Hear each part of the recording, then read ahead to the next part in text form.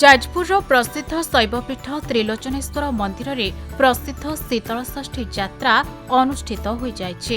एही अवसर में आज सकाळू पारंपरिक रीतिनीति अनुसार पूजार्चना करा सह शिव विवाह उत्सव अनुष्ठित हो जाइछे। पूर्वाह्न महारुद्राभिषेक होमयज्ञ अनुष्ठित होगा पर संध्यारे पारंपरिक रीति विवाह उत्सव पई समग्र अंचल चलचंचल होइतिला। हाँ प्रतिवर्ष भाई वर्ष भी भल से शीतल षष्ठी यात्रा पालन कराई।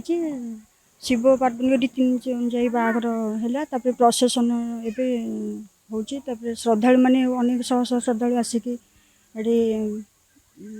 शिव पार्वती के दर्शन लेते। हाँ बहुत खुशी लगे सब वर्ष पारंपरिक रीतिनीति अनुसार संपादित हुए भल लगे।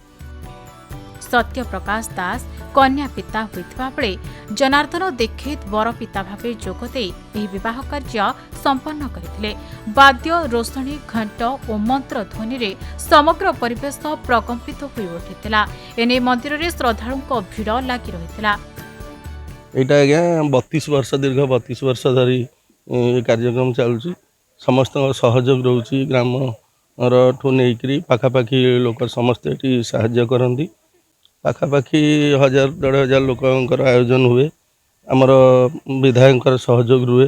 पूर्वतन आम स्वर्गत अशोक दास एटा अनुष्ठान थिला। भक्त माने महादेवों दर्शन करने सह बरजात्री जोगदे विवाह उत्सव में सामिल होते। मंदिर कमिटी पक्षर श्रृंखलित दर्शन सह प्रसाद सेवन पर आयोजन करा जायतिला। एही शीतल षष्ठी पर्व 1986 मसीहारू एठारे अनुष्ठित होई आसुछि। एटिकी 33-34 वर्ष है शिवंकर शीतल षष्ठी विवाहर उत्सव पालन करा जाउछि।